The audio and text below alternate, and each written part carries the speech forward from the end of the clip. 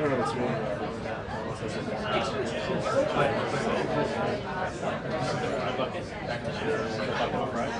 No, I mean, I was saying.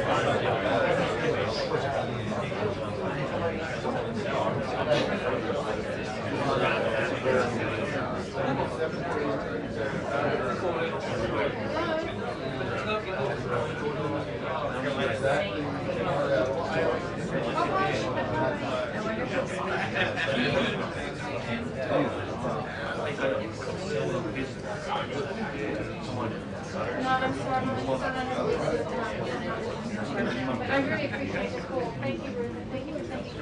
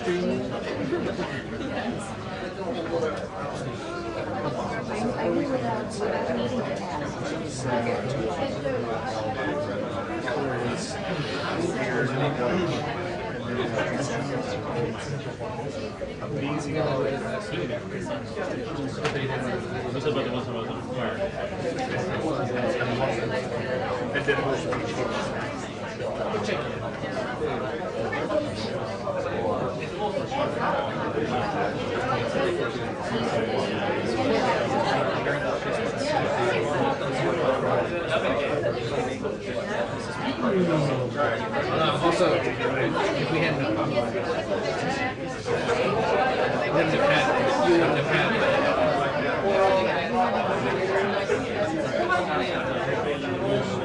it's funny how you write and shoot down someone else do it.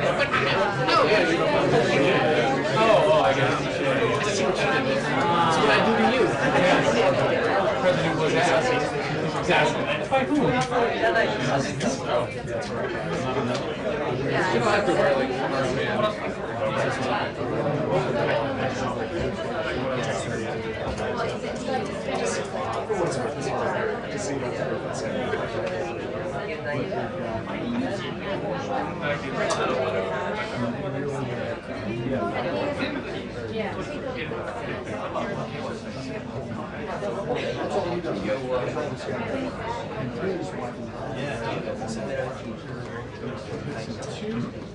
Yep.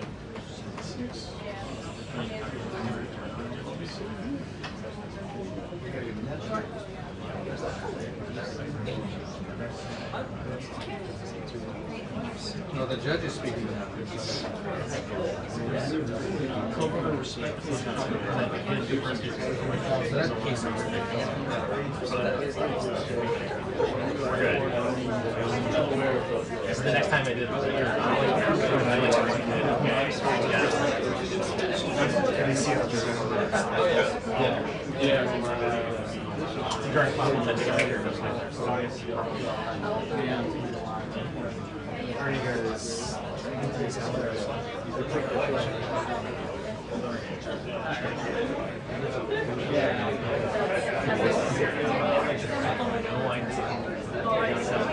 Maybe not.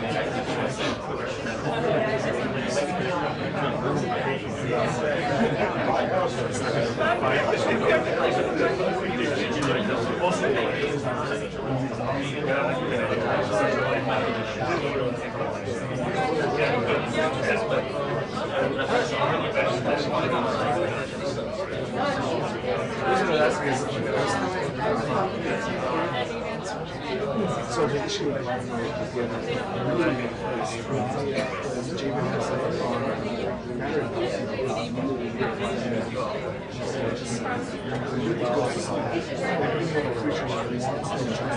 right. And he had his camera set to like 30 seconds. So I was like,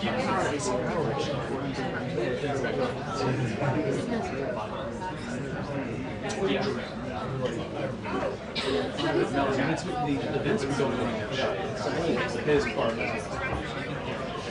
big industry. He's like, But there's only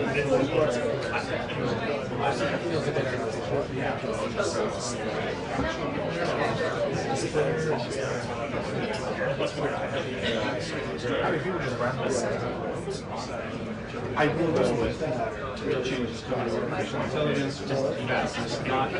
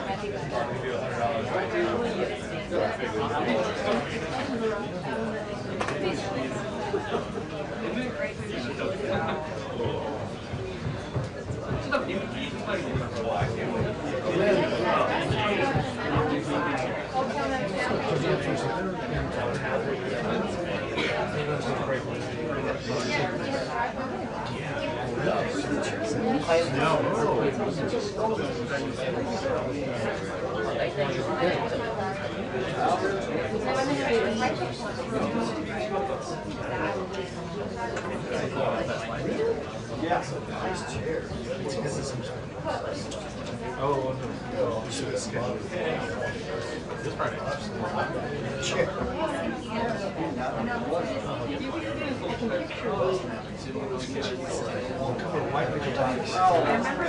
Here's about 5 years of facial care.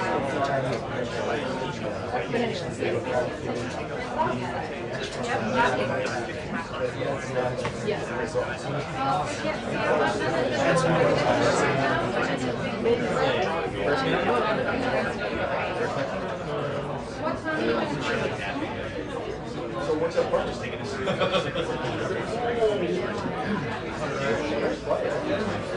Oh,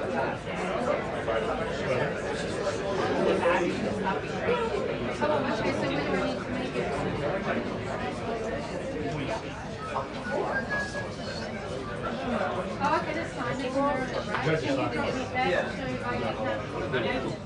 so you've got the truck, okay.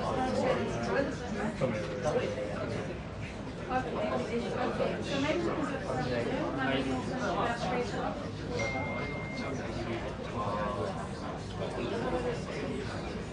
Okay, and when will it get to normal house?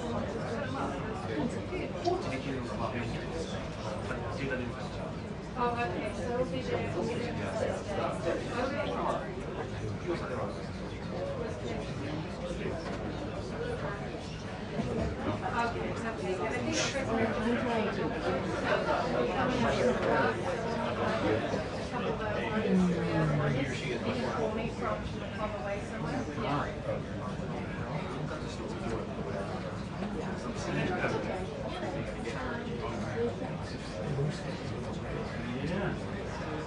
Okay, okay, and it's going to brush it.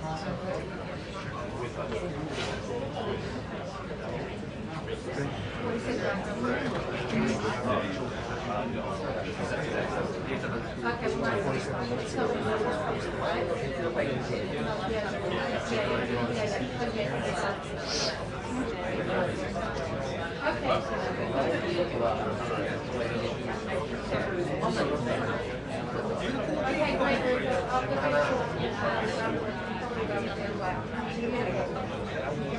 How far out of DC are you?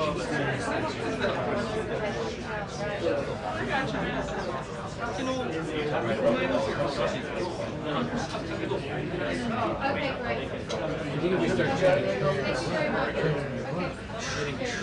you very much. I think we'll go viral. Yeah, that's good. Check and see what's up. Knock on the door.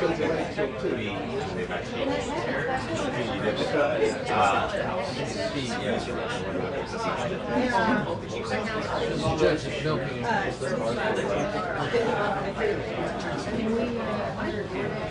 think you should. Yeah, me too. On my desk.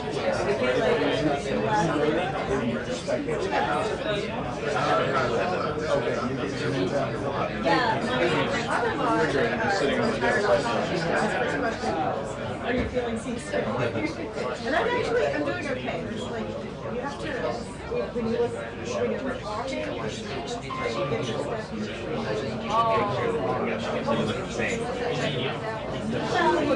Like I'm worried, I'm ready to move my head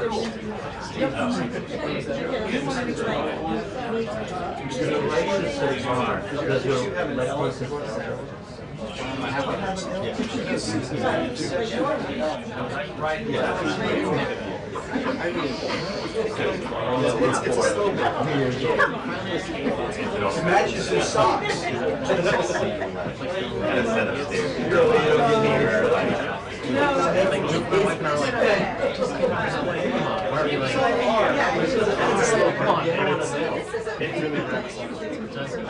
Right now we're like, we're taking our time. Like, people are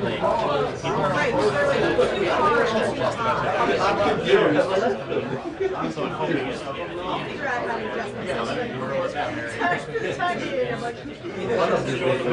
The entire thing is probably can't imagine. No, they won't. It's good. It's been a minute, right?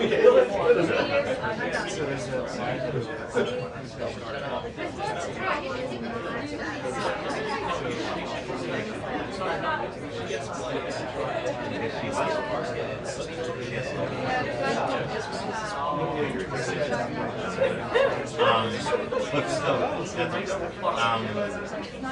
But like not enough to need it all. So I think sometimes I know.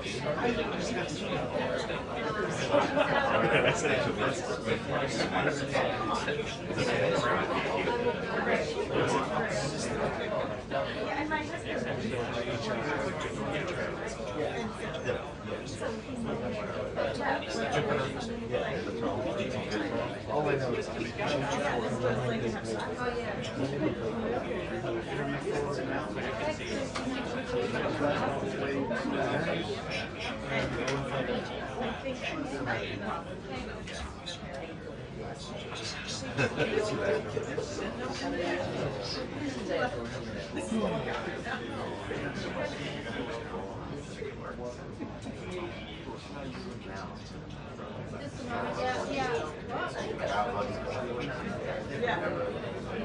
then I wear contacts, you know, so you don't want to be right.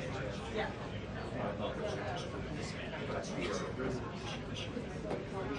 They're coming. They're coming. Okay, they are adjourned. Be at the stairs with you. They're adjourned. They're adjourned. They've adjourned. They've adjourned. Can we adjourn? We're adjourned. Everybody can leave. That makes sense. We got a second page.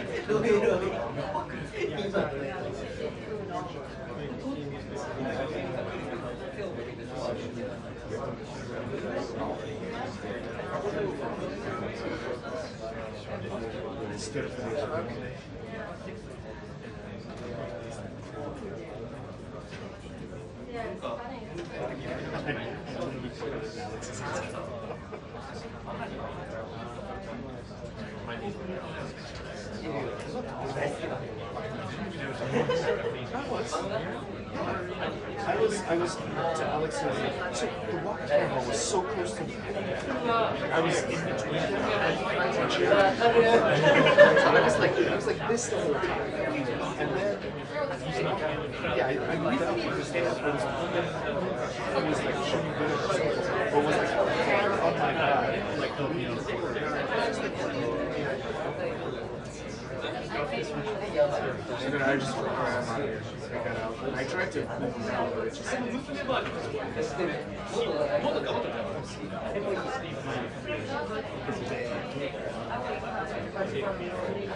Oh, yeah.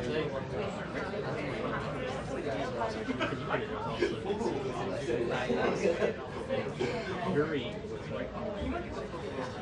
No.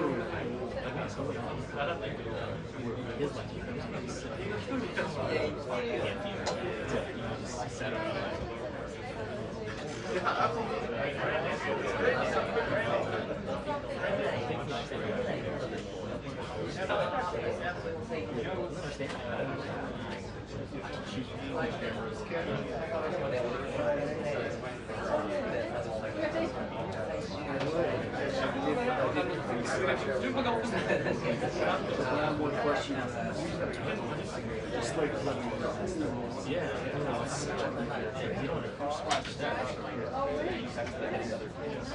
Thanks, brother.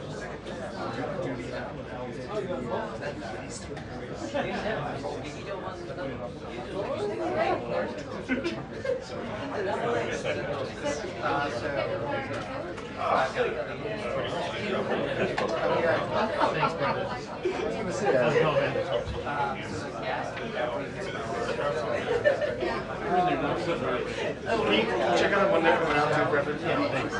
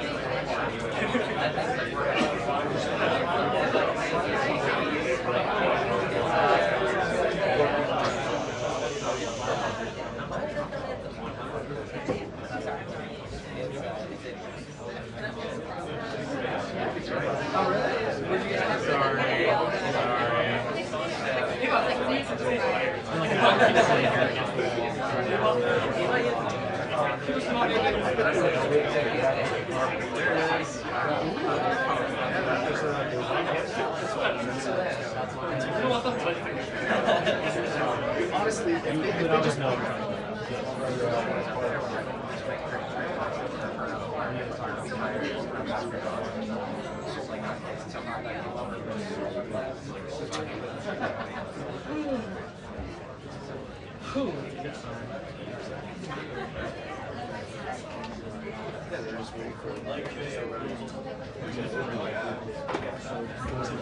Well, no, they're putting his passport in the car.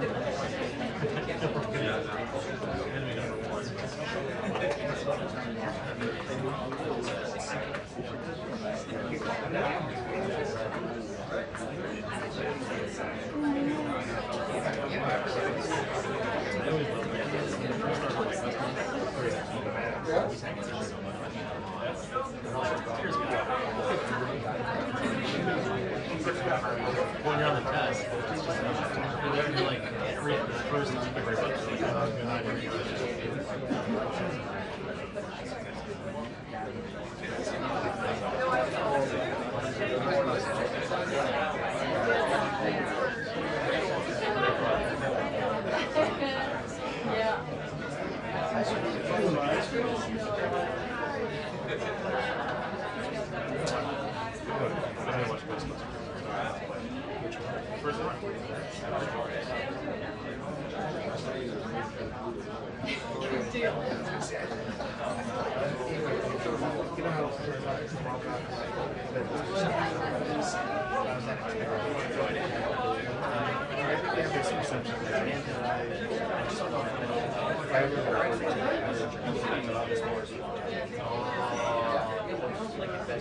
Yeah, I don't know how to like get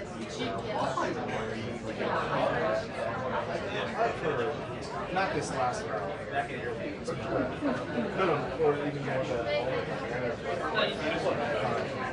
one I drew before that.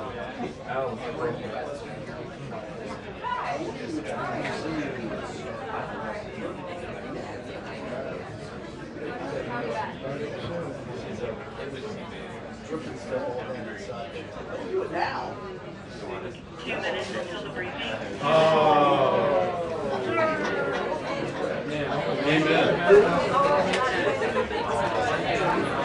Hey Siri, set it.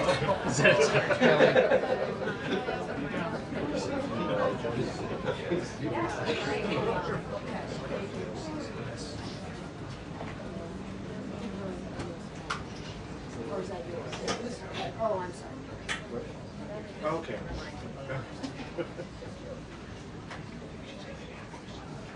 You think?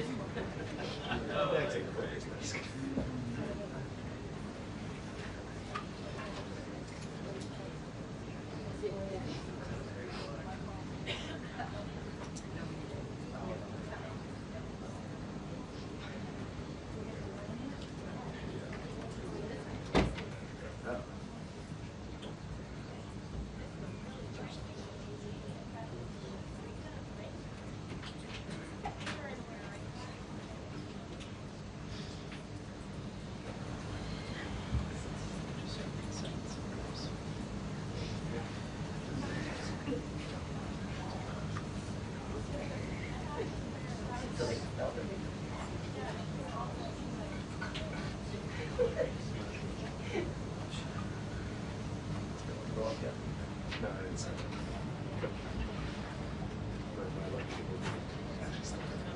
Go up.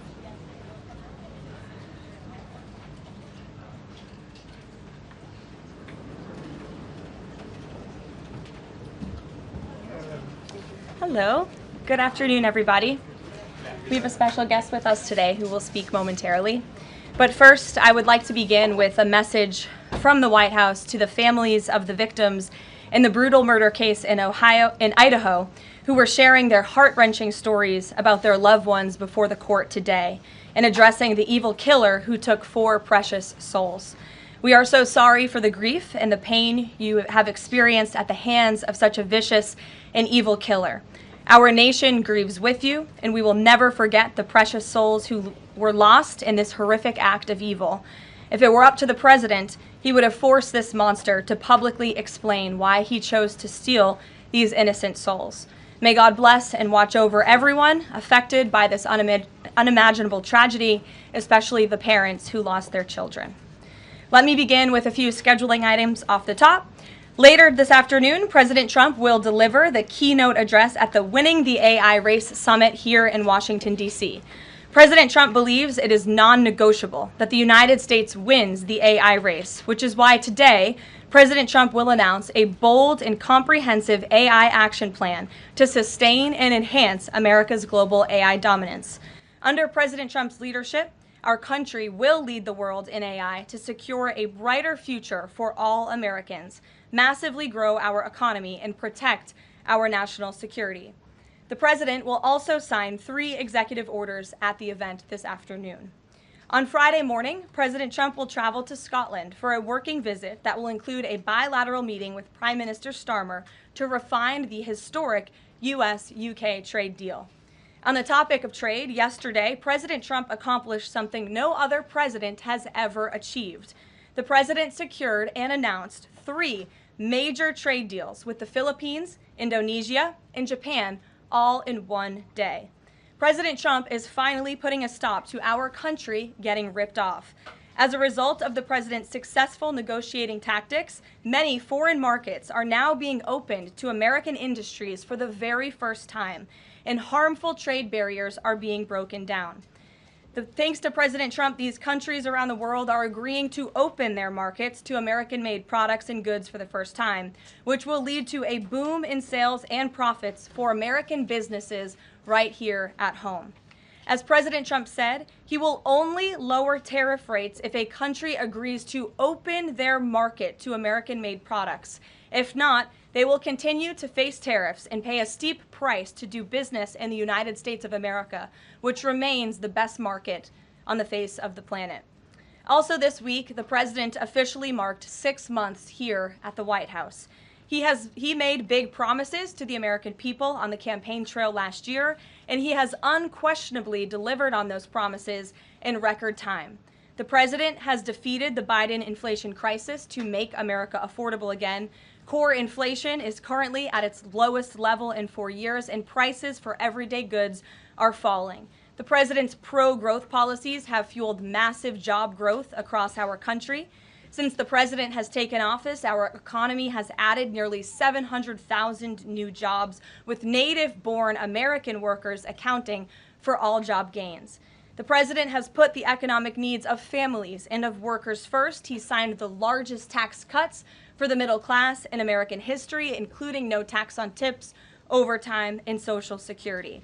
We have also seen the president unquestionably deliver on his promise to secure our southern border. He has ended Biden's illegal alien invasion, and for 2 months in a row, 0 illegal aliens were released into our country. The president has also, as you all know, initiated the largest mass deportation campaign in American history. The president has also restored law and order to make America safe again, another campaign promise he vowed to the American public. The United States of America is currently on track for its lowest murder rate on record, following this shift from the last administration to the Trump administration. The president has also ended Joe Biden's reckless war on American energy. U.S. oil and natural gas production are now surging, and summer gas prices reached their lowest level since 2021. The president has also rebuilt our military, another campaign promise. He just signed the largest military investment in decades to modernize our armed forces with cutting-edge technology to replenish our stockpiles and provide American troops with the best equipment in the world. The U.S. Army, Navy, Air Force, and Space Force have all reached their recruitment goals months in advance. The president has restored America's standing on the world stage, brought back peace through strength, and brokered numerous peace agreements to end wars. Again, all of this in just 6 months. He obliterated Iran's nuclear program to end the war between Israel and Iran, got NATO members to raise their defense spending to 5% of GDP, and secured a ceasefire between India and Pakistan, as well as brokering a historic agreement between Rwanda and the Democratic Republic of the Congo. The president has already received 3 different Nobel Peace Prize nominations for his peacemaking efforts. Again, all of this progress, all of these accomplishments have occurred in just 6 months. We are truly just getting started, and we look forward to working with all of you for the next 3.5 years. On another matter, over the past few days, Director of National Intelligence Tulsi Gabbard has unveiled shocking new evidence that former President Barack Obama and top aides in the Obama administration conspired to subvert President Trump's 2016 election victory and undermine the democratic will of the American people. While publicly pretending to engage in a peaceful transfer of power, in private, former President Obama went to great and nefarious lengths to try to sow discord among the public and sabotage his successor, President Trump. The new evidence released by the Director of National Intelligence, who is here with me today, confirms that the Obama administration manufactured politicized intelligence, which was later used as the justification for baseless smears against President Trump in an effort to try to delegitimize his victory before he even took the oath of office. The truth is that President Trump never had anything to do with Russia, and the Russia collusion hoax was a massive fraud perpetuated on the American people from the very beginning. And the worst part of this is Obama knew that truth, and so did all of the other corrupt officials involved in this scam, including former CIA Director John Brennan, former Director of National Intelligence James Clapper, former FBI Director James Comey, former Deputy Director Andrew McCabe, and many others. Director of National Intelligence Gabbard's report further confirms what we already knew. There was no collusion, no corruption, except on the part of Barack Obama and the weaponized intelligence agencies at the time. The Russia hoax was a blatant lie, all ginned up by Democrat political operatives that were signed off on by then President Obama and leaked to the news media to launch a years-long witch hunt against President Trump and his first administration. Allies of the president, including his own son, Donald Trump Jr., were disgustingly smeared as Russian assets, and some even had their lives destroyed because of this vicious lie. The president's first 2 years in office had this fake distraction hanging over it, and endless resources, time, and political capital were spent having to debunk these lies from the highest levels of our government. Now, nearly 10 years later, thanks to the declassification of documents by Director Gabbard, the truth has finally come to light. And this truth vindicates President Trump, his family, and his many allies and associates who were smeared with defamatory lies. President Trump was right from the beginning about all of this, and we are grateful that justice can be served. Now, we have even more damning evidence implicating those who tried to sabotage a duly elected president and did grave material harm to our republic. Thanks to additional important work done by CIA Director Ratcliffe, Committee Chairman Rick Crawford over the past few months, a newly declassified 2020 report prepared by the House Permanent Select Committee on Intelligence, which DNI Director Gabbard has declassified, found that the intel community did not have any direct information that Russian President Vladimir Putin wanted to help elect President Trump in 2016, and in fact, Russia was actively preparing for a Hillary Clinton victory. But at the unusual direction of Barack Obama at the time, the intel community published implausible intelligence suggesting otherwise. Why? To sabotage the incoming president. This is truly one of the greatest political scandals in American history. And reporters at legacy outlets, some of which are sitting in this room today, like the New York Times and the Washington Post, were ridiculously awarded Pulitzer Prizes for their perpetuation of this hoax. It's well past time for those awards to be stripped from the journalists who receive them. It is not journalism to propagate political disinformation in service of the Democrat Party and those in the intelligence community who hand over out of context and fake intelligence to push a false political narrative. I will now pass it over to the Director of National Intelligence, Tulsi Gabbard, to speak more about all of this, and then we will open it up for questions afterwards. Tulsi, thank you for being here. Thank you very much. Good afternoon. At President Trump's direction and with the support and coordination with the House Intelligence Committee Chairman Rick Crawford, today we've released a declassified Oversight Majority Staff report that was produced in September of 2020. The stunning revelations that we are releasing today should be of concern to every American. This is not about Democrats or Republicans. This has to do with the integrity of our democratic republic and American voters having faith that the votes cast will count. There is irrefutable evidence that detail how President Obama and his national security team directed the creation of an intelligence community assessment that they knew was false.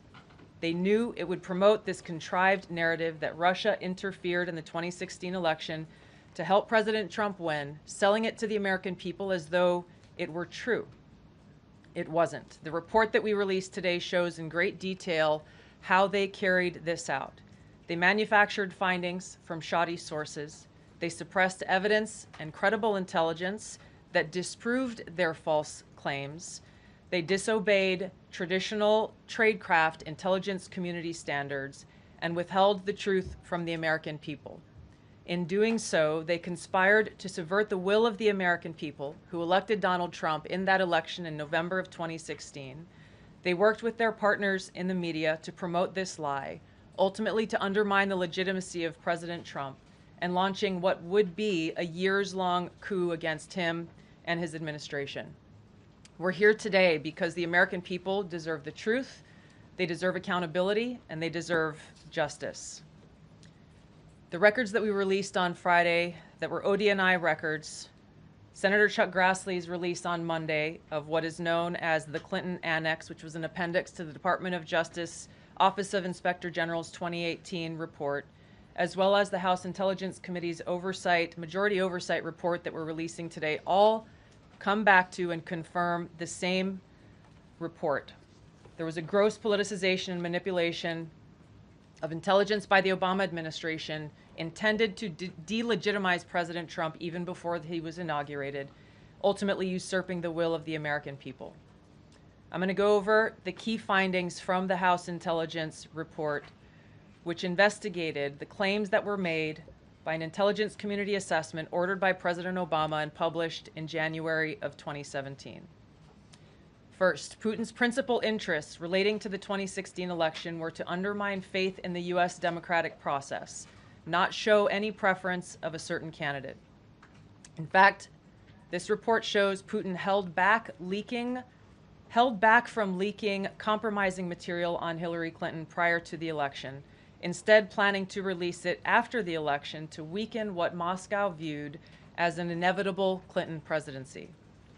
In the January 2017 intelligence community assessment that President Obama ordered, John Brennan, who was CIA director at the time, and the intelligence community intentionally suppressed intelligence that showed Putin was saving the most damaging material that he had in his possession about Hillary Clinton until after her potential and likely victory. The report goes into great detail about the information that Russia and Putin had on Hillary Clinton, which included possible criminal acts like secret meetings with multiple named U.S. religious organizations in which State Department officials offered, in exchange for supporting Secretary Clinton's campaign for the presidency, significant increases in financing from the State Department. They also had documents that showed the patronage of the State Department to State Department employees who would go and support Hillary Clinton's presidential campaign.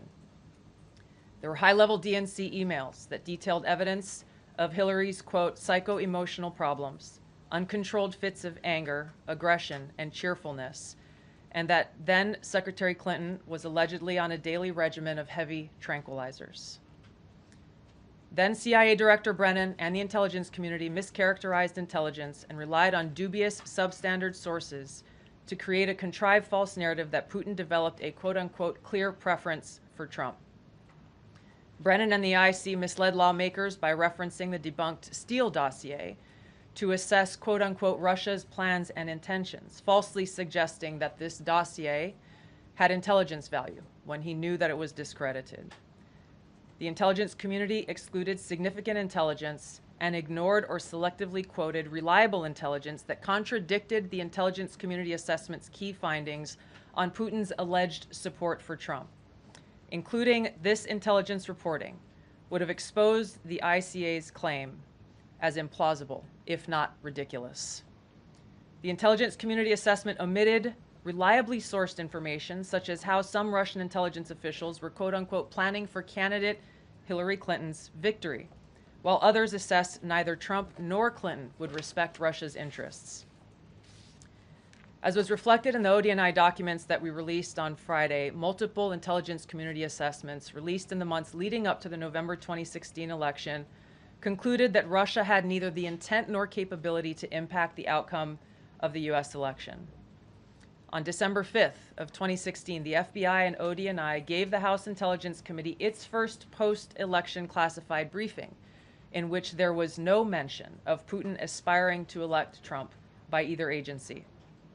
The Presidential Daily Brief, drafted on December 8th of 2016, stated that no Russian or criminal actors impacted vote counts. This document was pulled just hours before it was to be published due to quote-unquote new guidance. If it had been published, it would have been briefed to both President Obama and President-elect Donald Trump.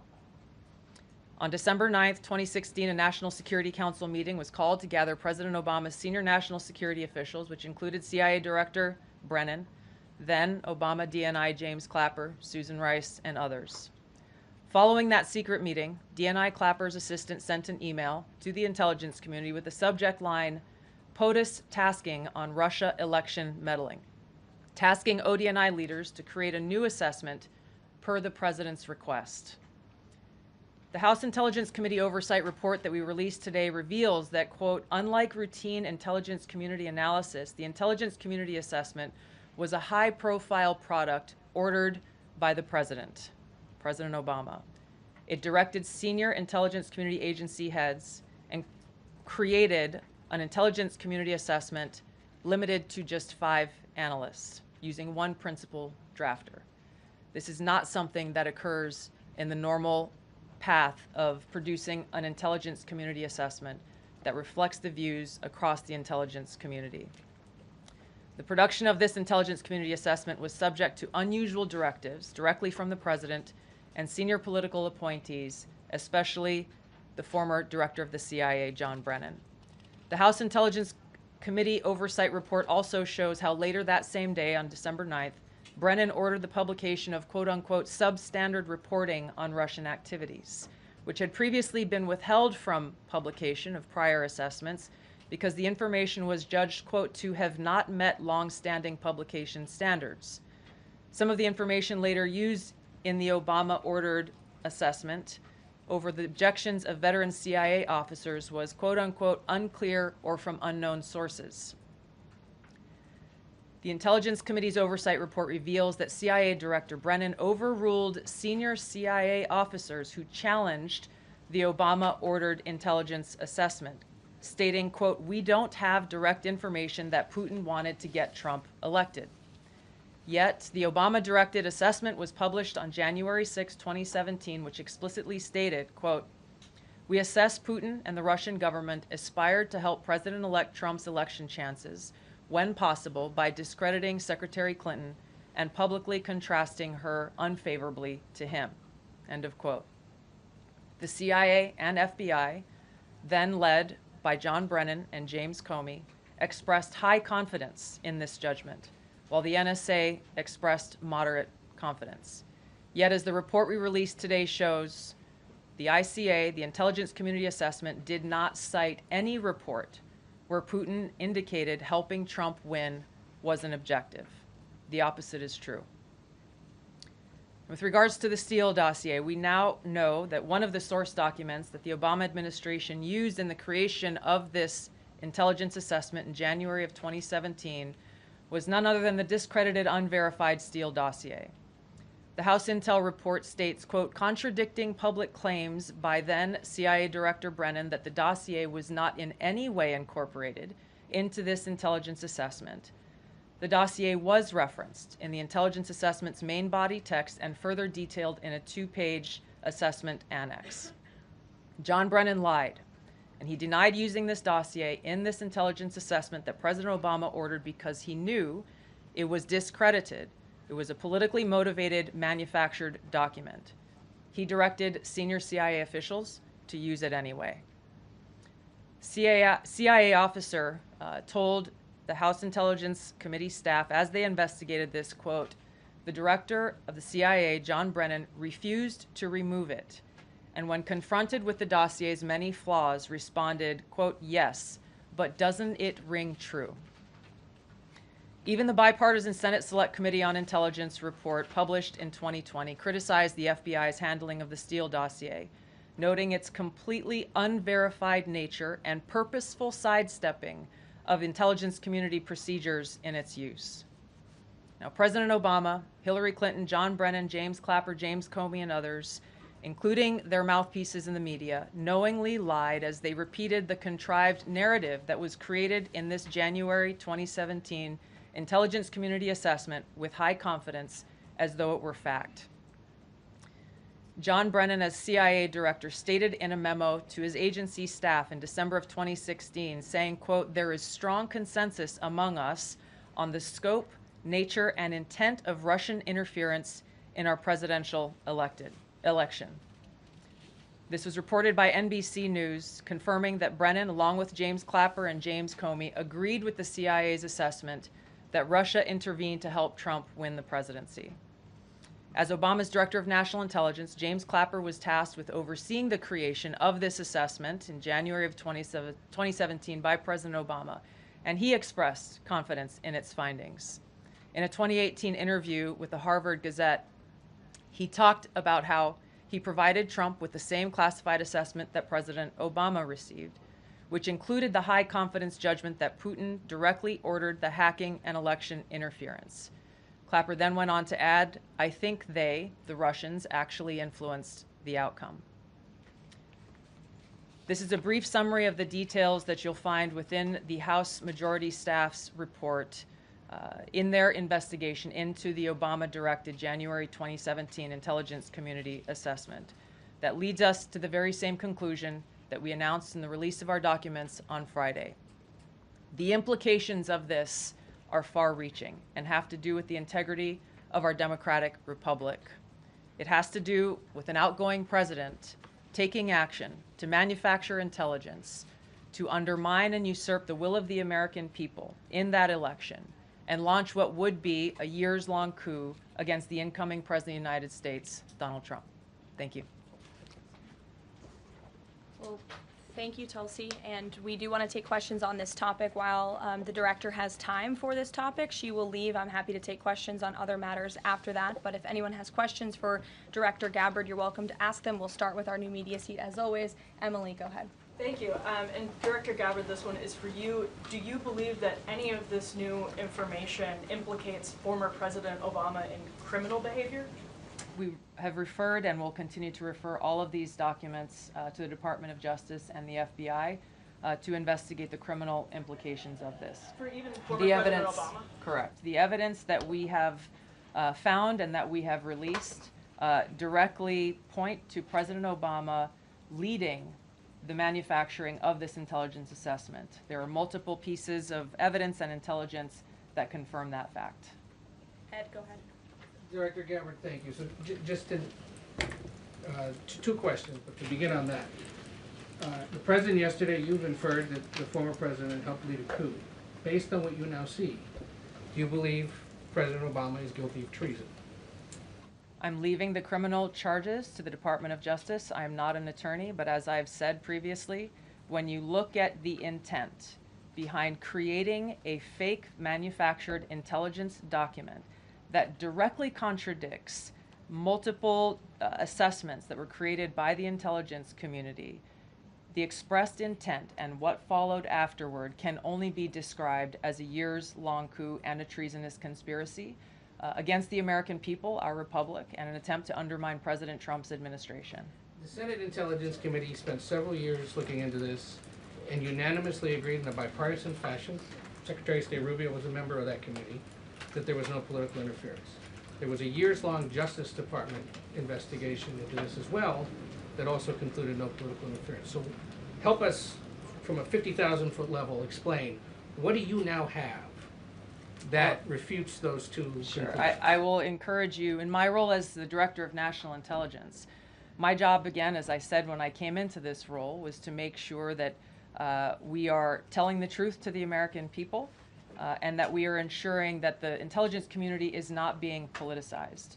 So I'm not asking you to take my word for it. I'm asking you and the media to conduct honest journalism and the American people to see for yourself in the documents that we've released now, close to 200 pages, that point in multiple references, multiple examples, to include comments that have been made by senior intelligence professionals, who are some still working within these agencies today, that confirm the conclusions that we have drawn, that President Obama directed an intelligence community assessment to be created to further this contrived false narrative that ultimately led to a years-long coup to try to undermine President Trump's presidency. And it's your belief John, that go those ahead. 2 previous investigations missed that or covered it up?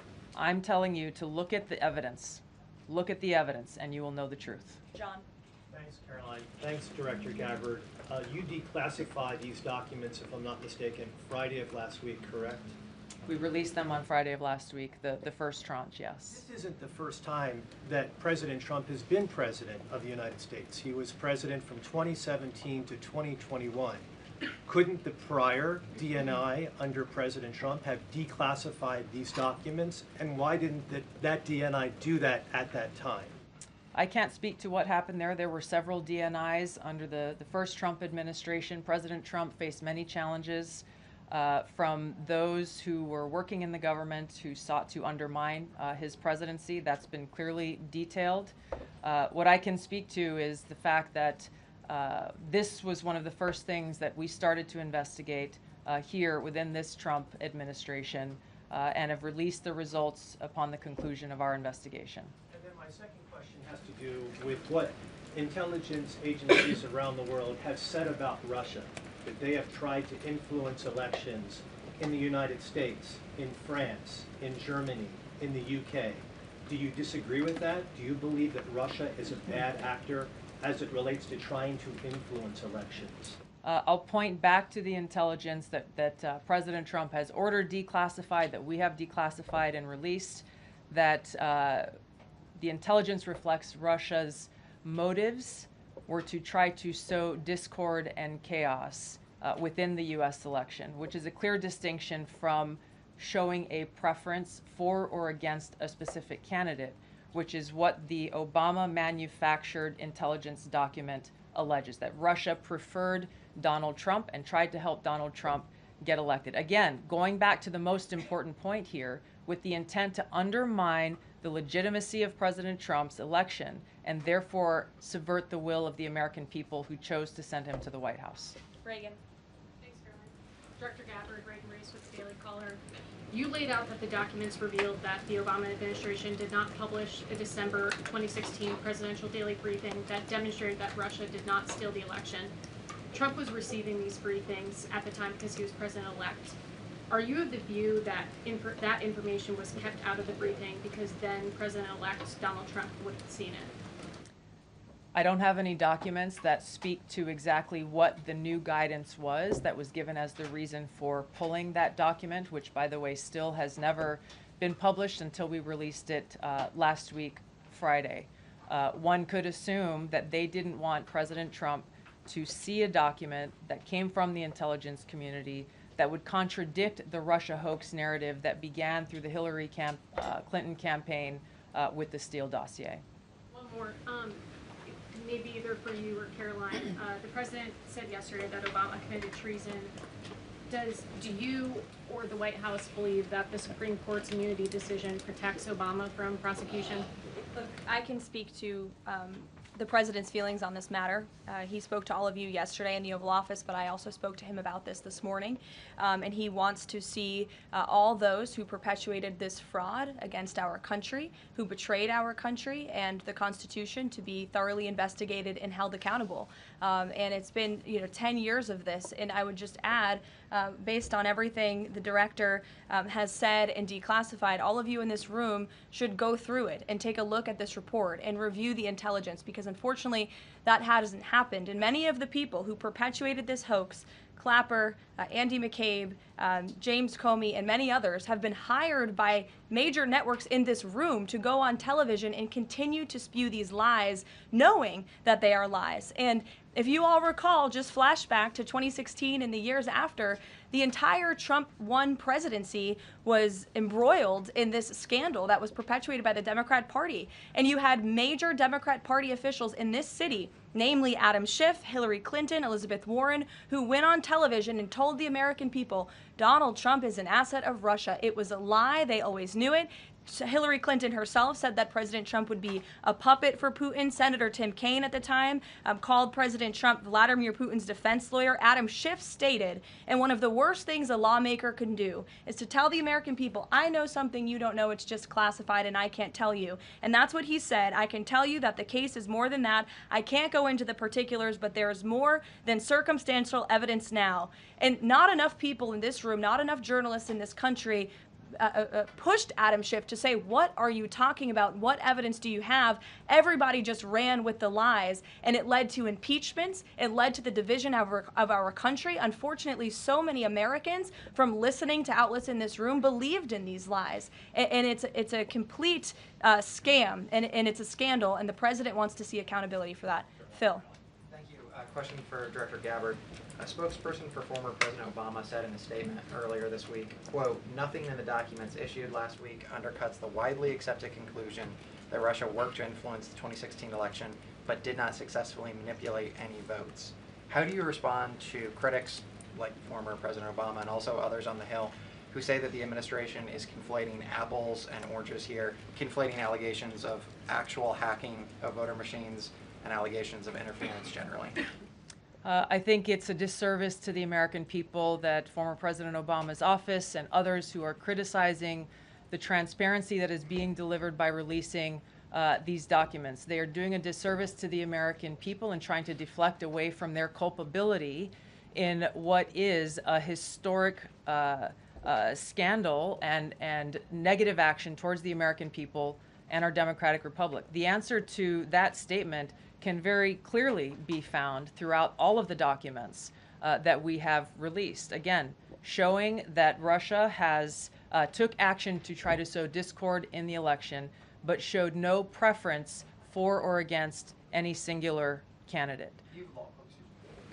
You've long been an opponent of weaponization in government. How do you respond to criticism that referring Obama administration officials and even potentially the former president is just more weaponization and this is a potential race to the bottom? I think that's a very disrespectful attack on the American people who deserve the truth.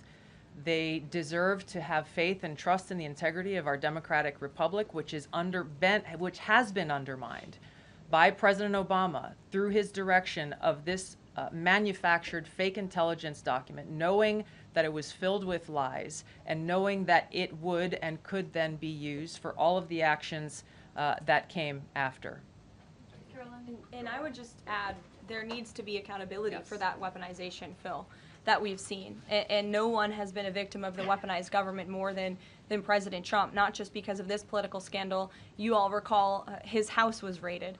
So I think, it's very disingenuous for people to say, how dare they speak of former President Obama about this based on evidence and based on intelligence when the former President of the United States, Donald Trump's home was raided, when he was forced to sit in a Manhattan courtroom and many other courtrooms across the country for crimes he never committed, when he was impeached and indicted, and the entire country witnessed that. That's the weaponization of justice. Now the president is back because the American people see the truth. Nearly 80 million Americans reelected him back to this office, and he believes that we need to have justice and accountability. And I think the nearly 80 million Americans who reelected him agree with that. Caitlin. Thank you, Caroline. Two questions for Director Gabbard just on this. Director Gabbard, you referenced the past intelligence reports and assessments on this, including that 2017 one that was signed off, as Ed noted, by every Republican on the Senate Intelligence Community, including the acting chair of the time, now Secretary of State Marco Rubio, who said in a statement that they did not find any evidence of Russian collusion, but they did find, however, is very troubling, and they found irrefutable evidence of Russian meddling. One, are you saying that he's wrong in that statement that he made then? And secondly, what would you say to people who believe that you're only releasing these documents now to improve your standing with the president after he said that your intelligence assessments were wrong? Well, first I want to correct something that you stated, which was citing the Senate Intelligence Committee's report as being one and the same. I think you said the intelligence community. The Senate Intelligence Committee has a very different function than the Office of the Director of National Intelligence. The evidence and the intelligence that has been declassified and released is irrefutable. I'm going to let Karoline speak to Secretary Rubio. I'll speak to both questions. First, on Secretary Rubio, he put out a statement in 2020 following that Senate Intelligence Committee report, and he said what they found is troubling. We found irrefutable evidence of Russian meddling, which the Director of National Intelligence just confirmed for all of you, that Russia was trying to sow distrust and chaos. But what's the outrage in this that Secretary Rubio did not say at the time, the Democrats were saying at the time, is the fact that the intelligence community was concocting this narrative that the president colluded with the Russians, that the president's son was holding secret meetings with the Russians, all of these lies that were never true. And he also said at that time, we discovered deeply troubling actions taken by the FBI under Comey, particularly their acceptance and willingness to rely on the Steele dossier without verifying its methodology or sourcing. The Steele dossier that many outlets in this room ran as the gospel truth, and it was cooked up and paid for by the Clinton campaign. As for your second question, Caitlin, I think, who is saying that she would release this to try to boost her standing with the president? Who has said that? Well, the president has publicly undermined her when it came to Iran. He said she was wrong. He told me that she didn't know what she was talking about. That was on Air Force One on camera. The only people who are suggesting that the Director of National Intelligence would release evidence to try to boost her standing with the president are the people in this room who constantly try to sow distrust and chaos amongst the president's cabinet, and it is not working. I will just answer your question directly. I am with the President of the United States every day. He has the utmost confidence in Director Gabbard. He always has. He continues to, and that is true of his entire cabinet, who is all working as one team to deliver on the promises this president made. Does anyone else have questions for Director Gabbard? And then we'll turn it over to a couple other questions. Christian, go ahead. Yeah, thank you. Director Gabbard, two follow-ups on questions that have been asked. You mentioned the previous DNIs during the president's first term. One of them reports to you right now, if I'm not mistaken, John Ratcliffe. So have you not spoken to him about why this information was not declassified during the first term? He was in that position for a very short period of time.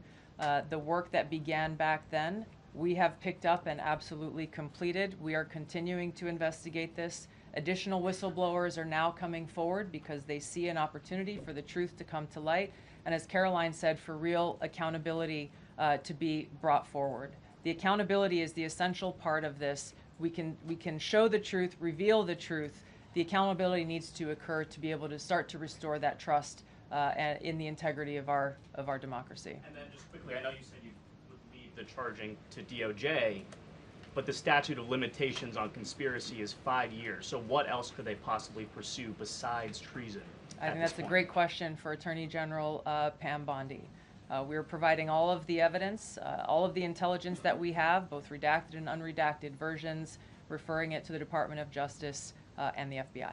We'll take one more. Charlie, go ahead. How credible was the information about Hillary Clinton's powerful the report said that it was from sourced from the DNC. Have you seen that information, or do you think that maybe Russia was overemphasizing what they had? All I have seen is what the Intelligence Committee have reported through their investigation. I think the underlying point there is that we understand from intelligence what Russia said that they had. And the important point here is that if they were trying to influence the election, as President Obama and James Clapper and John Brennan, everybody said they were doing in order to support Donald Trump's election, they would have released the most damning of that information, some of which I detailed here. You'll find the rest in the report, prior to the election to help Donald Trump win. They specifically withheld what they had on her, the most damning information, because they thought that she would win the election. They had plans to release it just prior to her inauguration to, again, sow discord and chaos in America. And if I may, on Jeffrey Epstein, can you rule out that he was connected in some way to any kind of intelligence, either foreign or domestic? I haven't seen any evidence or information that reflects that. If anything comes before me that changes that in any way, support the president's statement loud and clear. If any credible evidence comes forward, he wants the American people to see it. Great. Director Gabbard, we thank you for Thank your you. time today. I know you're a busy woman, Thank so you. we'll let you get out of here, but thank you so much. Okay. I know there's many issues going on today across the world and here at home. If you have any other further questions, I'm happy to take them. Ed, why don't you go ahead? Yeah, thank you, Karoline. So the Japan trade deal, is that Japan trade deal the start of this number of trade deals that the Treasury Secretary says we're going to see by August 1st? I think it is. I mean, as you said, we had Japan yesterday. We also had Indonesia, and we had the Philippines as well. The president announcing all three. He came in as the closer in all three of those. I've said many times from this podium that the president's trade team has been in active talks and discussions with many countries around the world, and you've all been anxiously awaiting what those countries were. Now you know three of them, and there's many, many more to go. We have now sent 25 letters to countries around the world. But just to reiterate this Japan deal, for those at home who may have missed it, Japan will now pay a 15% tariff versus the reciprocal rate of 24% that they initially had. Auto and auto parts tariffs have been reduced to 15%, but the centerpiece of this deal now is the president got Japan to commit to $550 billion in investments to revitalize American industries. And these funds will be spent at President Trump's discretion and direction into key industries such as energy, semiconductors, critical minerals, pharmaceuticals, and shipbuilding. And the U.S. will retain 90% of the profits from any investments made by this $550 billion fund. This was originally a $400 billion investment that President Trump then negotiated to an increase of $150 billion, making it a $550 billion deal for the American people. And I just want to emphasize, Ed, I see you have a follow-up, but it's very important. Japan has agreed to open their markets to many very key sectors in American-made products that have really faced very strict tariff and non-tariff barriers prior. So thanks to the president, Japan's markets will now be open to American-made products and goods. This is big news for our tech companies and our farmers as well. On Monday, the Treasury Secretary is going to Stockholm to talk to the Chinese delegation.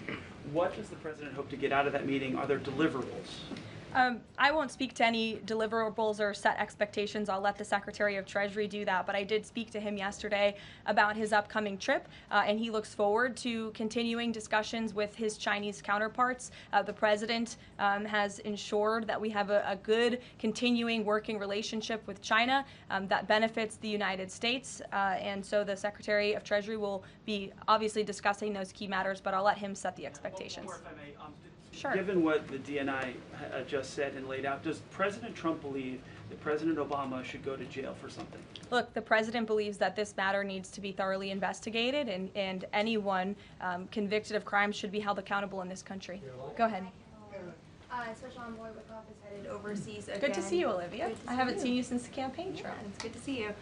He's headed back overseas. Can you give us a sense of what the marching orders are to some of the people he'll be meeting with, and specifically as it relates to Gaza and ongoing talks there? Yes, Special Envoy Wickoff is headed to Europe, where he will meet with key leaders from the Middle East to discuss the ongoing ceasefire proposal to end this conflict in Gaza and to release the hostages. These are very sensitive negotiations that are currently taking place.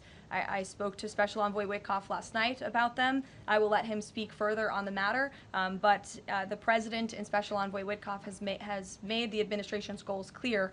We want this ceasefire to happen as soon as possible, and we want these hostages to be released.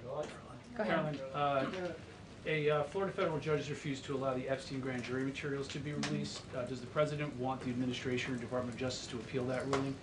That was just breaking as the director and I were coming out here, so I haven't had a chance to talk to the president about it. I understand there are 2 other requests from the Department of Justice that are ongoing, but I'll let this president speak to whether he wants to see an appeal. And the Department of Justice, I'm sure, can give you a statement on that as well. And is he supportive of the effort to talk to Ghislaine Maxwell? I know that Todd Blanche had mentioned that earlier this week. The president spoke to this yesterday, and he said he thinks it's an appropriate idea. Kelly. What is the accountability that you would like to see if this current president is the one who brought the case to the Supreme Court and Chief Justice Roberts made clear in his opinion that a sitting president's responsibilities in office cannot lead to prosecution, immunity? So what is it the President Trump wants regarding President Obama, given that fact? And the special counsel at the time, Durham, when that Supreme Court matter was not in effect, could have charged anyone and did not. So on those 2 points, how do you respond? Look, the president has made it clear that he wanted these documents to be declassified. He wanted the American people to see the truth, and now he wants those who perpetuated these lies and this scandal to be held accountable. As for what accountability looks like, as the director said, it's in the Department of Justice's hands, and we trust them to move this ball forward. Well, you would agree Stephanie. President Obama cannot be charged based on that immunity. Again, I'll leave that to the Department of Justice. Stephanie. In light of the Japan deal, are sectoral tariffs now up for negotiation with trading partners? And in a similar note, are these negotiators asking for investment funds, sort of like what Japan had agreed to? As for sectoral tariffs, I understand that the president continues to be in talks with our Secretary of Commerce. We have made commitments on various sectoral tariffs, as you know. The Department of Commerce has initiated studies to then move forward with implementing those sectoral tariffs. So I would defer you to them for further comment. Meredith. I wanted to ask if the White House has any update on the Commerce Department employee who's been detained or banned from exiting China, and if there are any efforts to get him out.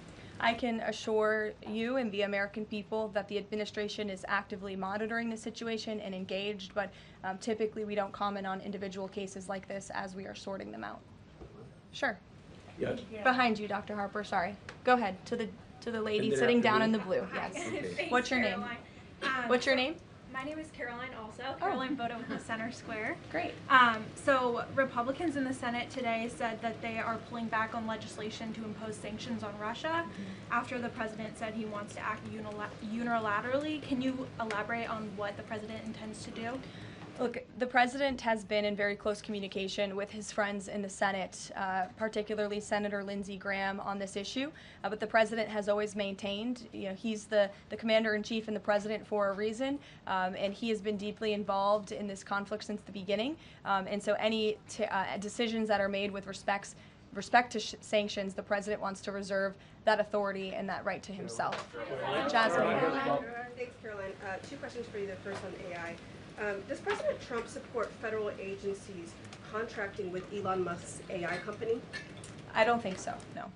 Okay, so he would want the DOJ to then cancel the contract with Musk. I'll talk to him about it, yes. And my second question, just, obviously the developments with the Epstein case with the judge, but I wonder, has the White House counsel, the DOJ explored any other documents that could be released to the public that don't have to do with that grand jury testimony? To my knowledge, the Department of Justice has moved forward with the request to unseal that grand jury testimony, and as you know, they have also moved forward with interviewing Ms. Maxwell, which I believe will be taking place very soon. Go ahead. Sure. Thanks, Caroline. I have a question about Paul Ingrassia, the OSC nominee who faces a Senate committee hearing tomorrow. Tom Tillis said that he wouldn't vote for Ingrassia if a vote came to the Senate floor. 24 worker advocacy groups have said that they they don't support his nomination. What is the White House planning to do to sort of turn the tide or convince legislators that they should vote for him? The White House is always in communication with members of both the Senate and the House, and we stand by the president's nominees. Sure. In connection with the Mueller investigation, a grand jury indicted 13 Russians. President Putin has said he will never extradite those men. Given the new information that Ms. Gabbard has found, what's the administration's position on that case? Should those charges be dropped? I don't have an update for you on that case, but I'll check in with the National Security Council and our team will get you something. Sure. Thank you so much. So Fannie Willis and Jack Smith separately, they both charged President Trump with conspiracy to defraud the United States and a conspiracy to overturn the 2020 election. And now it turns out we're confirming that Obama and his cronies were doing that the whole time in 2016 on a massive scale, falsifying documents and having their intel agencies do this. What does this say about the 2020 election? And also, what's your thoughts on the irony here? There is a lot of irony, especially for the party of the Democrat Party, who claims to be for democracy. We often heard throughout the 2024 campaign they were calling this president a threat to democracy. And now I think the declassification of all of these documents proves that they were indeed the true threat to democracy. And as I said repeatedly today, there needs to be justice and accountability for that. You all will hear directly from the president later this afternoon at the AI Summit here in Washington, D.C., scheduled to speak later in a few hours. So we will see you all there. Thank you very much. Wow.